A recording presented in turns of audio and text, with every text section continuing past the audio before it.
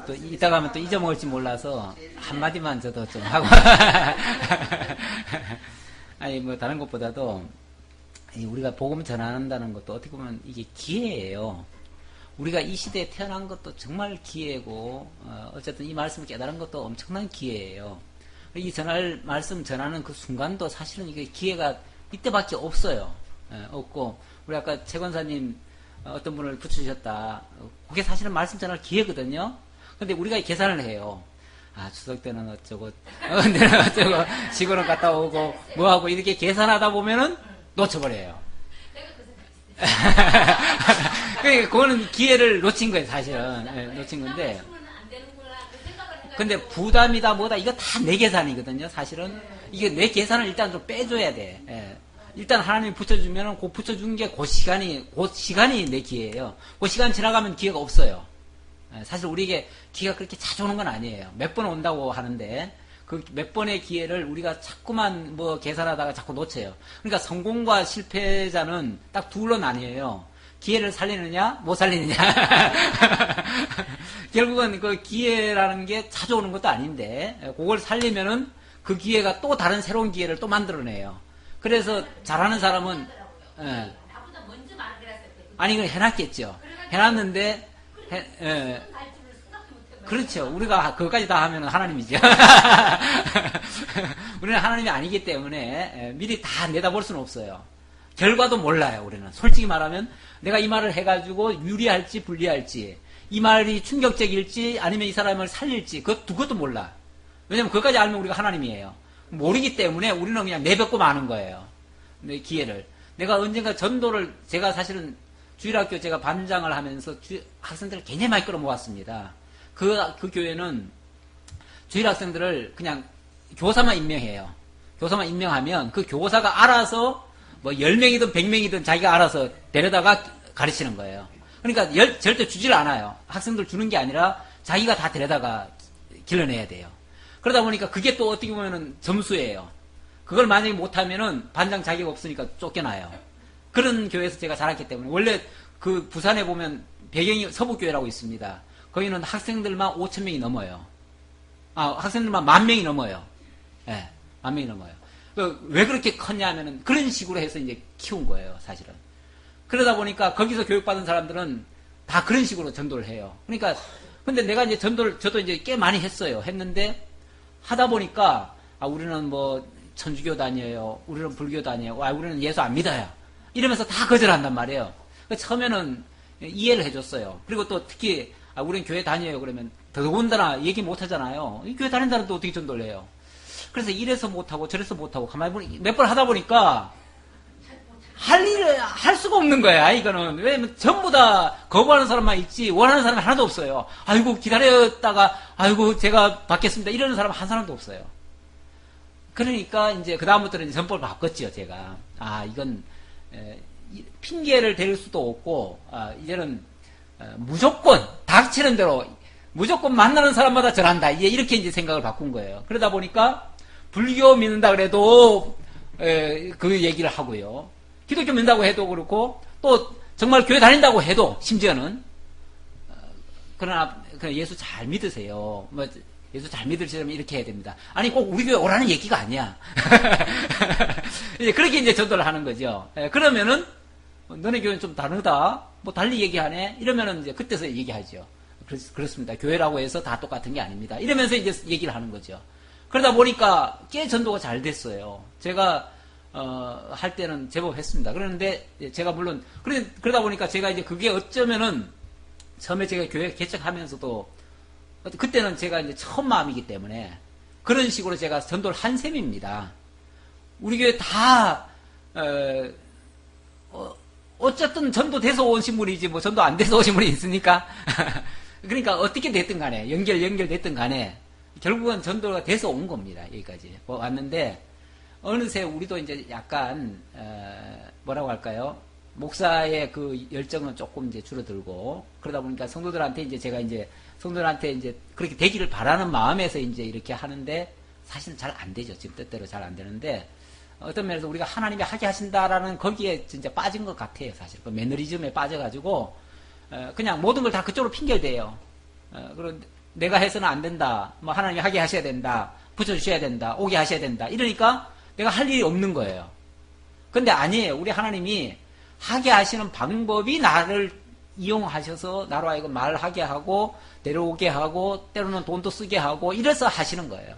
예, 그러니까 결국은 하나님이 나를 쓰시는 거지 하나님이 하신다고 해서 그냥 갖다가 끌어앉혀 놓는 건 아니에요.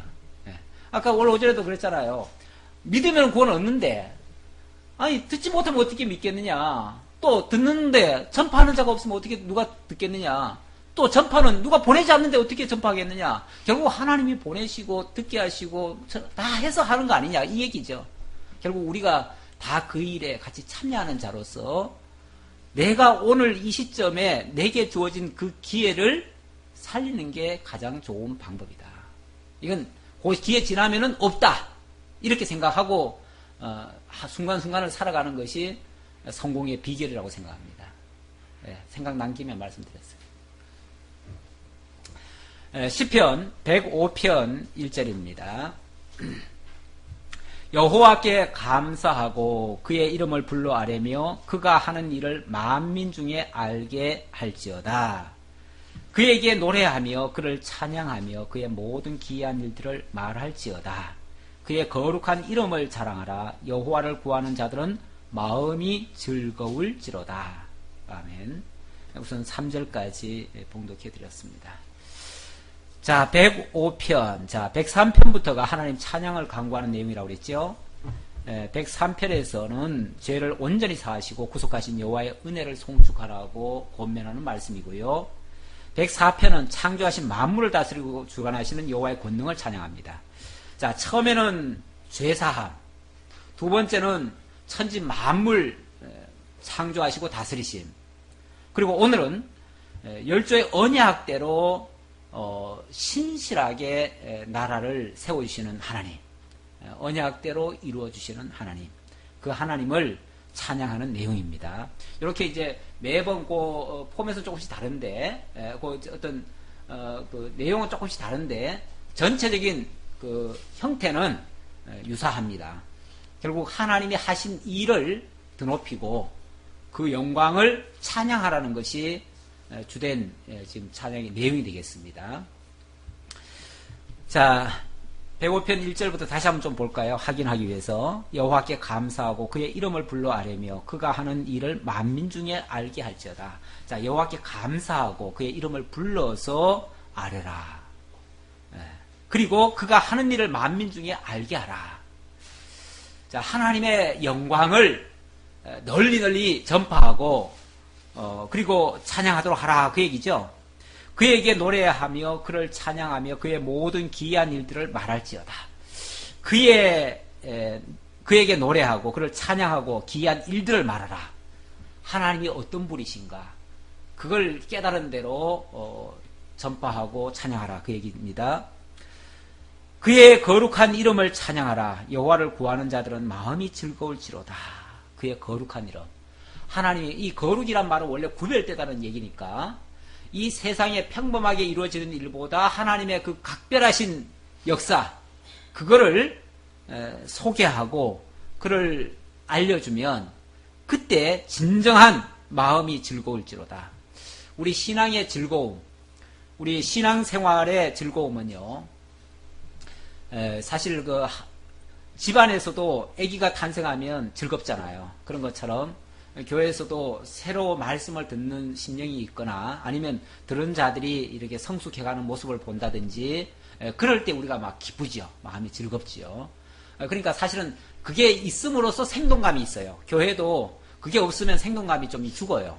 우리가 오랜 기간 동안 어떻게 보면 매너리즘에 빠져가지고 그냥 맨날 그냥 좋다 말만 했지 실제로 뭔가 생동감이 없어요. 그러니까 말은 좋다고 하는데 실제로 좋은가, 이건 안일에 빠진 거 아닌가라는 의심을 이제 우리가 하지요. 하는데 사실 정상적인 진단입니다. 제대로 본 거예요. 그러니까 우리 교회가 분명히 침체된 건 사실이고요. 그건 사실입니다. 그리고 뭔가 생동감이 좀 부족한 건 사실입니다. 그러려면 생동감이 있게 뭔가를 해야 되는데 그러기 위해서는 우리 내 속사람이 막 잘하든지 아니면 옆에서라도 막 성공하는 모습이 보인다든지 아니면 새로운 막 심령들이 함께 말씀을 듣는다든지, 뭐, 정 아니면 막, 대외적으로 막 말씀이 막 전파돼 나간다든지, 뭔가 자관, 변화는 있어야 돼요. 변화가 없으면 안 돼요. 그게 이제 살아있는 증거니까요. 그런 의미에서, 하나님의 역사를 우리가 많이 경험하고, 많이 또 맛보고, 그러려면 우리가 같이 동참이 돼야지요. 나 동참 없는 변화는 또 내게는 실제로는 관심이 없거든요. 그렇잖아요. 그러니까 나도 같이 참여할 수 있는 어떤 역사, 새로운 역사. 그러니까 교회가 사실은 쉬고 있으면 안 돼요. 쉬고 있으면 안 되고 뭔가라도 일을 하기는 해야 됩니다. 무슨 일이라. 그래서 자꾸 교회에서 무슨 일을 하는데 새로운 일을 하는 거에 대해서 자꾸 너무 겁을 먹으면 안 돼요. 우리가 너무 뭘 할자 그러면은 먼저 돈 생각하고 먼저 사람이 참가할까 말까 이런 거 계산하고 거기에 얼마나 좋은 성과가 나오겠느냐 이런 자꾸 이제 계산하다 보면은 그런 것도 자꾸 이제 안 하게 되죠. 뭐든지 자꾸 주춤하게 되는 게요. 자꾸 이 염려라든지 계산이라든지 이런 것들이 사람을 자꾸 주춤하게 만들어요. 그런데 무슨 일인지요. 사실은 하다 보면은 우리가 다 경험해봤잖아요. 할 때는 약간의 불안이 있지만 해놓고 나면 어때요? 다 했잖아요. 다 된 거예요, 사실은. 다 된 거기 때문에 너무 겁먹지 말고 무슨 생각이 나면 그때를 놓치지 말고 그냥 하는 겁니다. 결과에 자꾸 연연하지 말고 결과가 설령 나쁘게 나온다 할지라도 그때는 하나님께 맡기셔요. 그냥 그 하나님이 이렇게 하셨다. 우리가 아무리 하려고 해도 하나님이 안 주시면 어떻게 하느냐 이렇게 하고 그때는 정말 하나님께 미룰지라도 처음부터 하나님이 다 하실 거야 나는 안 할 거야 이거는 안 된다고 말이죠. 그건 아니다. 그거는 어찌 보면 책임 회피가 된다 라고 말씀드릴 수 있습니다. 자, 4절입니다. 여호와와 그의 능력을 구할지어다. 그의 얼굴을 항상 구할지어다. 그의 능력을 구하고 그의 얼굴을 항상 구하는 사람이 새로운 역사가 나타나는 걸 두려워합니까? 아니죠. 그의 역사가 나타나기를 바라는 거죠. 그의 역사가 나타나려면 새로운 일에도 같이 참여가 돼야 그 역사도 볼 수 있는 거죠. 근데 무슨 일이든지 하다 보면요. 하나님의 역사를 보게 됩니다. 왜냐하면 분명히 무슨 일이든지 다 난관이라는 게 있거든요. 난관이 있는 건데 도저히 우리 생각으로는 안 될 것 같았는데 지나놓고 보면 됐거든요. 그래서 거기서 하나님의 영광을 깨닫는 거죠.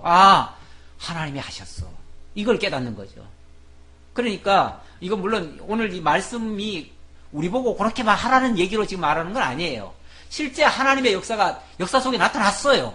나타난 걸 가지고 지금 그걸 구하고 찾고 또 찬양하라는 거예요. 그런데 아무리 역사가 크게 나타나도요. 내가 생각지 않고요. 내가 그것을 추구하지 않으면요. 나하고 아무 상관없는 얘기예요. 그러니까 내게 감동도 없고 그 역사가 하나님의 역사인 줄도 몰라요. 그러면은 찬양이 안 나와요. 그러니까 이 기도라는 게 원래 그거 아닙니까? 기도는 내가 꼭 기도를 해야만 이루시기 때문에 한다 이게 아니고 하나님이 하실 일에 내가 뜻을 가지고 있으면 그 일이 이루어졌을 때 하나님이 하셨다는 걸 깨닫게 되는 거예요. 그러니까 하나님을 배우고 하나님의 뜻을 깨닫는 일에 내 기도가 있음으로써 내 것이 되는 거예요. 그게 하나님 역사가 내 역사가 되는 거예요. 그래서 하나님을 찬양할 수 있기 때문에 그래서 기도하라는 거지. 하나님이 우리가 기도 안 한다고 하나님이 안 하시겠어요? 막말로 하시죠. 당신 뜻대로 하시죠. 하시는데 우리의 기도를 통해서 당신의 역사를 우리에게 같이 느끼게끔 다 같이 깨닫게끔 하시는 거죠. 그래서 하나님 찬양하게 하시는 거죠. 그의 종 아브라함의 후손 택하신 야곱의 자손 너희는 그가 행하신 기적과 그의 이적과 그의 입의 판단을 기억할지어다.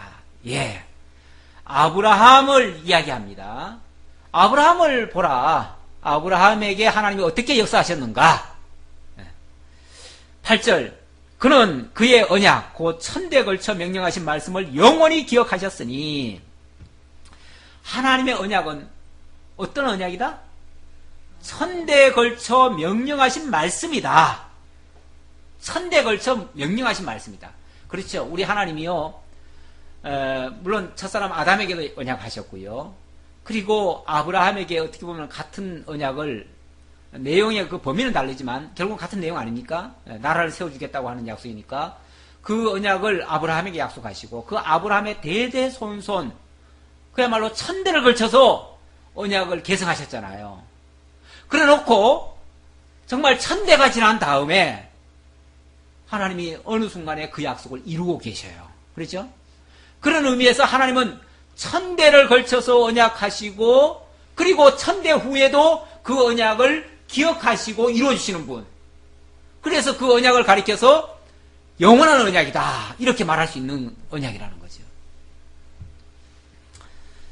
자, 그러면서 그 언약이 바로 이거다. 9절. 이것은 아브라함과 맺은 언약이고 이삭에게 하는 맹세며 야곱에게 세우신 율례 곧 이스라엘에게 하신 영원한 언약이라. 아주 해석도 정확하게 하죠. 네. 아브라함에게 언약으로 맺었고요. 이삭에게 맹세로 하셨고요. 야곱에게는 율례로 하셨어요. 네. 사실은 다 똑같은 얘기예요. 그렇지만 언약이라고 하는 것은 하나님 일반적으로 주신다는 얘기 아닙니까? 일반적으로 주신다는 것을 하나님은 맹세로 하셨어요. 자기 이름을 걸고 하셨다 그 말이에요. 그래 놓고 그것을 야곱에게는 율례로 주셨어요. 다시 말하면 율법을 통해서 그 언약을 기억하도록 하셨어요. 그리고 결국은 율법을 준행하는 자들에게 그 언약이 이루어지게 하심으로써 하나님이 이루신다는 걸 알게 하셨어요. 그러니까 이 모든 것은 언약을 주시고 이루어 가시는 방편으로서 율법도 주시고 맹세도 주시고 언약도 하시고 이렇게 하신 거예요. 그리고 뿐만 아니라 그 과정에 있는 이스라엘 백성들을 애굽 땅으로 내려보냈다가 400년간 종살이 시켰다가 그들을 다시 시내산으로 불러냈다가 제사를 드리게 했다가 약속의 땅 가나안으로 들여보내고 이렇게 하는 과정, 그것도 그 언약 그 속에 다 들어있는 이야기다. 그래서 11절에 보니까요, 이르시기를 내가 가나안 땅을 내게 주어, 이것 좀 구체적인 약속이라는 거예요. 구체적인 약속 속에는 내가 가나안 땅을 너에게 주어 너희에게 할당된 소유가 되게 하리라 하셨도다. 그때에 그들의 사람 수가 적어 그 땅에 나그네가 되었고 이 족속에게서 저 족속에게로 이 나라에서 다른 민족에게로 떠돌아다녔도다. 그런데 그 약속할 때는요, 언약 자손들이 얼마였습니까? 기껏 해봤자 70명. 그렇죠? 예, 마지막 내려가기 직전에 70명이었죠. 처음에 아브라함에 할 때는 한 사람이었고, 그러다가 그나마 늘어나가지고 여기저기 쫓겨다니면서 가나안 땅에서 그랄로 갔다가 또 어디로 갔다가 이리저리 쫓겨다녔잖아요. 그러다가 막판에는 70명이 애국까지 내려갔잖아요. 그렇죠? 그게 어찌 보면 현실적인 장벽입니다. 하나님은 언약하셨지만 현실적으로는 장벽이 생겼어요. 큰 장벽이 생겼어요. 그래서 도저히 그 언약이 이루어질 것 같지 않은 상황 속에서 뭐가 나타나는 거예요? 하나님의 성취 역사가 일어나는 거예요. 그거를 기억하고 있는 성도들은, 그 백성들은 어려움을 만나서 하나님께 호소하게 되죠. 호소할 때에 하나님께서 그 언약을 상기시키시면서 이루어 주시는 거예요. 물론 이 과정이라는 게 몇백 년에 걸쳐서 이루어지는 일이지만, 하나님의 큰 틀에서 봤을 때는 하나님이 그렇게 언약하시고 이리저리 떠돌아다니게 하시고 어려운 환경 속에서 다시 약속대로 이루어내신다 그 말이에요. 자, 그러면서 14절, 그렇게 떠돌아다닐 때예요. 그러나 그는 사람이 그들을 억압하는 것을 용납하지 아니하시고 그들로 말미암아 왕들을 꾸짖어 이르시기를 나의 기름 부음 받은 자를 손대지 말며 나의 선자들을 해하지 말라 하셨도다. 예, 기름 부은 자는 하나님의 백성들이죠. 택한 기름 부어서 구별해 놓은 백성들을 너희들이 함부로 건드리지 말아라. 이러시면서 그 위험한 상황 속에서 하나님의 보호하심을 느끼게 되고, 더욱이 그가 또 그 땅에 기근이 들게 하사 그들이 의지하고 있는 양식을 다 끊으셨도다. 그가 한 사람을 앞서 보내셨으며 요셉이 종으로 팔렸도다. 그의 발은 착고를 차고 그의 몸은 쇠사슬에 매였으니 곧 여호와의 말씀이 응할 때까지라. 그의 말씀이 그를 단련하였도다.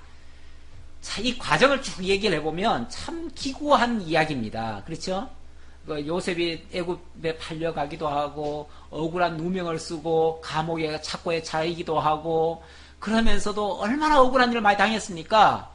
그런데 이게 그 창세기에 보면요, 하나님께서 요셉과 함께 하사 범사에 형통하였더라 이렇게 나옵니다. 그게 무슨 형통입니까? 감옥까지 끌려갔는데, 그 억울하게 형제들에게 미움받고, 팔려가고, 감옥 가고, 죽게 생겼는데, 무슨 형통입니까?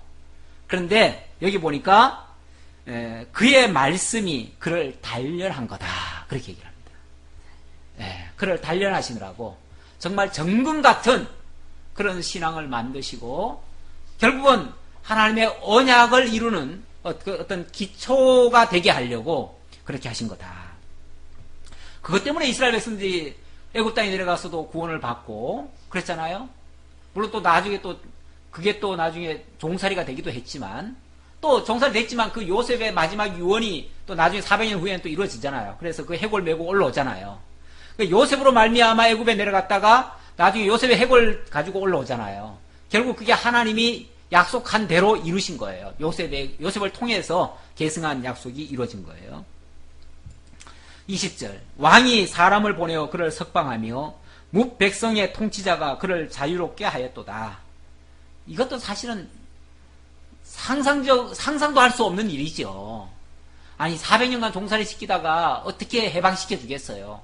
물론 그러려고 하나님께서는 10가지 재앙도 내리시고 그게 순탄하게 되는 게 아니죠. 여기 말씀에서는 간단하게 한 절로 끝나지만 실제로 이 역사는 어마어마한 역사였습니다. 그를 그의 집의 주관자로 삼아 그의 모든 소유를 관리하게 하고 그의 뜻대로 모든 신하를 다스리며 그의 지혜로 장로들을 교훈하게 하셨도다. 이에 이스라엘이 애굽에 들어가며 야곱이 함의 땅의 나그네가 되었도다. 여호와께서 자기의 백성을 크게 번성하게 하사 그의 대적들보다 강하게 하셨으며, 자, 이스라엘 백성들 가나안 땅에 그 애굽 땅에 들어가 가지고 어쨌든 요셉이 총리가 되고 그래서 대접도 받고 처음엔 좋았잖아요. 그러다 보니까 막 생육 번성하고 아주 잘 나갔잖아요. 그런데 그렇게 적국에 가가지고 생육 번성하니까 그 애굽 사람들이 시기를 하고 또 경계를 합니다. 저놈들이 더 강해지면 나중에는 우리가 위태롭게 된다 해가지고, 그래서 강제 노역을 시키고 또 학대를 해가지고 자손을 번성하지 못하도록 그렇게 역사를 했어요. 자, 그래서 또 대적들의 마음을 변하게 하여 그의 백성을 미워하게 하시며 그의 종들에게 교활하게 행하게 하셨도다. 교활하게. 이스라엘 백성들이 남자아이가 나면은 다 죽여라 이런 얘기도 했고, 아주 아예 자손을 갖지 못하도록 막 혹독하게 일을 시켜라 막 이렇게도 했고, 아주 못된 짓을 골라서 다 했죠. 교활하게 한 겁니다.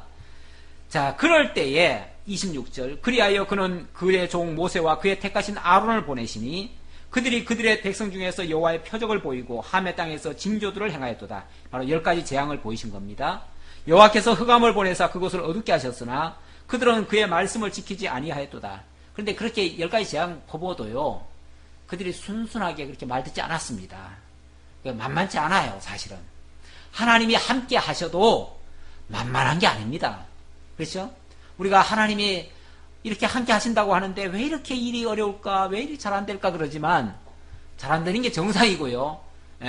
어쩌면은 하나님이 함께 하셔도 여전히 우리가 힘든 거는 다 겪어야 되는 일들이에요.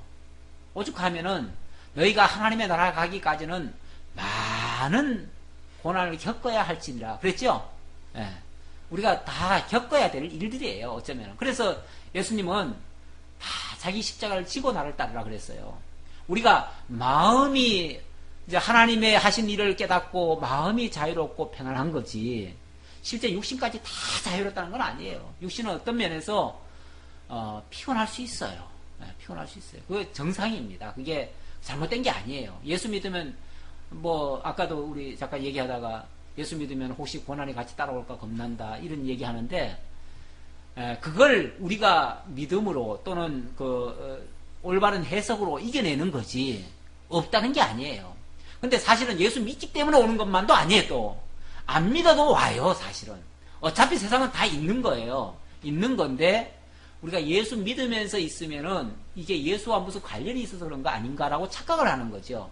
그럴 때 우리는 해석을 하나님께서 나를 단련시키시고 반드시 승리케 하신다라고 하는 그런 어떤 해답을 가지고 있으니까, 그걸 세상 사람들은 절망할 때에 우리들은 절망을 하지 않고 이겨낼 수 있는 거죠. 그 차이가 있는 거죠.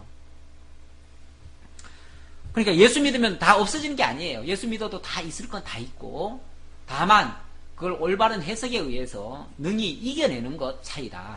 그렇게 보시면 되겠습니다. 28절입니다. 29절이죠. 29절. 그들의 물도 변하여 피가 되게 하사 그들의 물고기를 죽이셨도다. 그 땅에 개구리가 많아져서 왕의 궁실에도 있었도다. 여호와께서 말씀하신즉 파리때가 오며 그들의 온 영토에 이가 생겼도다. 비 대신 우박을 내리시며 그들의 땅에 화염을 내리셨도다. 시작!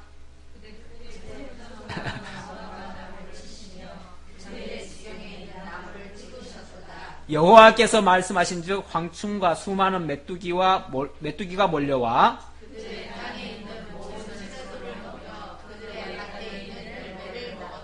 또 여호와께서 그들의 기력의 시작인 그 땅의 모든 장자를 치셨도다.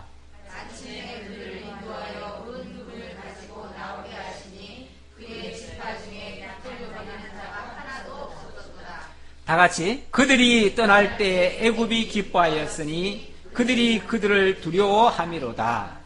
자, 이게 하나님이 함께 하신다고 해서 고난이 바로 없어진 게 아니라 어떤 면에서 하나님이 함께 하심으로부터 고난이 더 가중될 것 같은 착각을 했어요.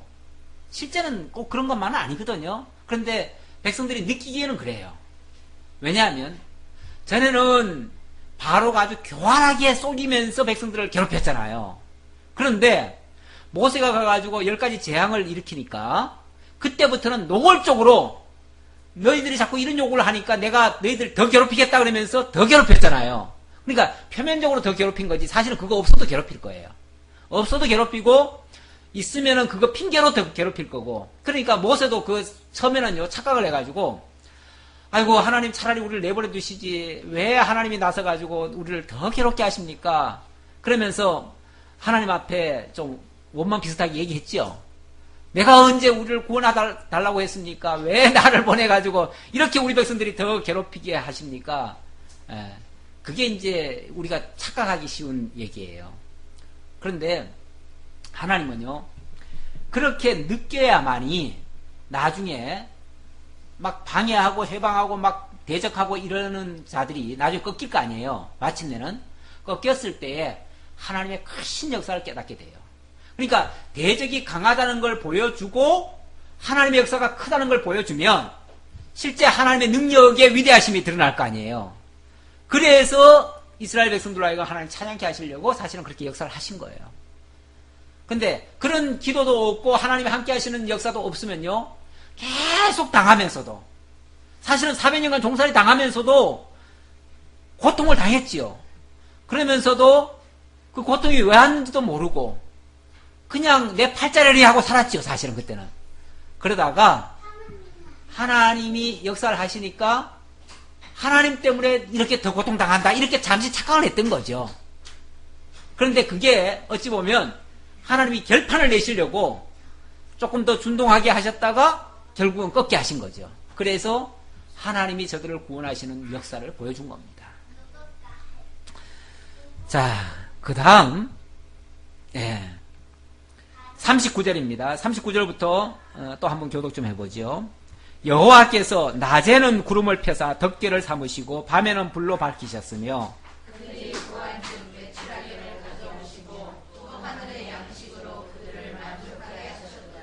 반석을 여신즉 물이 흘러나와 마른 땅에 강같이 흘렀으니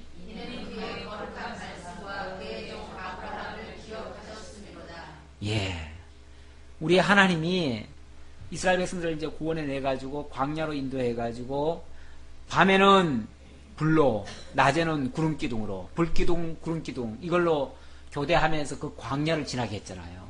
그것도 사실 하루 이틀도 아니고 한두 해도 아니고 우리가 40년간 그렇게 하셨어요. 정말 광야라고 하는 곳은 도저히 살 수 없는 곳입니다. 애시당초 그러지 말고 차라리 그냥 좋은 땅으로 바로 인도했으면 더 좋지라고 생각할 수 있겠지만 바로 좋은 데로 가면요 물론 고맙긴 하겠지요. 그러나 그 고마움이라는 게 얼마 갑니까? 얼마 안 가면요 그 다음엔 자기가 다 한 줄 알아요. 그거는 나중에 약속의 땅 가나안에 들어가 봤을 때 알잖아요. 가나안 땅 들어가가지고 몇백 년간 맨날 뭐 합니까? 맨날 죄짓다가 울부짖으면 하나님 사사주고, 사사주면 조금 회개했다가 또 망나니 노릇하면 또 하나님이 또 환난 주시고, 이걸 무려 13사사가 올 때까지 그 짓을 하잖아요. 반복하잖아요. 그게 몇백 년이 걸립니다. 한 300년인가 걸려요. 그런 것처럼 아무리 좋은 환경이라도 원망하게 돼 있고 하게 돼 있어요. 그러니까 진짜 하나님의 능력을 깨닫는 거는요, 오히려 악조건 속에서 하나님의 함께 하심을 보여줄 때가 진짜 더 깨닫는 거예요. 그러니까 악조건이 나쁜 게 아니고 하나님 배울 수 있는 기회입니다. 사실 그것도. 그래서 하나님은 일부러 당신 배우게 하시려고 광야로 보내놓은 거 아니에요. 그리고 나올 수 없는 반석에서 물을 내시고 나올 수 없는 양식을 하늘에서 내려주셨어요. 그래서 하나님이 저들을 먹이시고 입히시고 길러가신다고 하는 것을 가르쳐 주셨어요. 자, 그래서 이렇게 했는데, 이렇게 하신 것이 뭘 위해서 그렇게 했다고요? 그의 거룩한 말씀과 그의 종 아브라함을 기억하셨다. 다시 말하면 아브라함을 통해서 언약하신 그 언약을 기억하시고 이루신 것이다. 자, 43절로 다시 한번 교독해 보죠. 그의 백성이 즐겁게 나오게 하시며 그의 택한 자는 노래하며 나오게 하시고,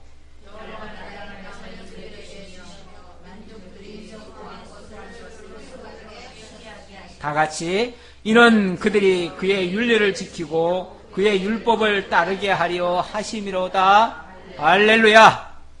이럴 때는 할렐루야를 하죠. 지난주 마지막 부분부터 이제 할렐루야가 나오기 시작했는데, 주께서 아브라함을 기억하셨다는 것은 드디어 그 약속하신 대로 나라 언약을 이루셨다. 그 얘기도 볼 수 있습니다. 그래서 애굽의 종로로 타던 백성들을 광야로 인도하시고 기뻐 찬양하게 하시고 수고하지 아니한 땅을 차지하게 하셨습니다. 그럼 목적이 무언가? 45절의 말씀, 이는 그들이 그의 율례를 지키고 그의 율법을 따르게 하려 하심이로다 그랬습니다. 다시 말하자면 하나님의 뜻이 무엇인지, 하나님의 약속이 무엇인지, 하나님이 이루실 그 목적이 무엇인지, 그런 것들을 깨닫게 하고 배우게 하고, 그래서 영원토록 하나님 경외하고 찬양케 하시려는 그런 목적이 이루시려고 그렇게 하셨다. 우리 하나님요, 다른 목적 없습니다. 이 땅에다가 우리 잘 먹고 잘 살게 하려는 목적은 초도 없어요. 하나님. 그렇다고 우리 못 살게 하는가? 그건 또 아니에요.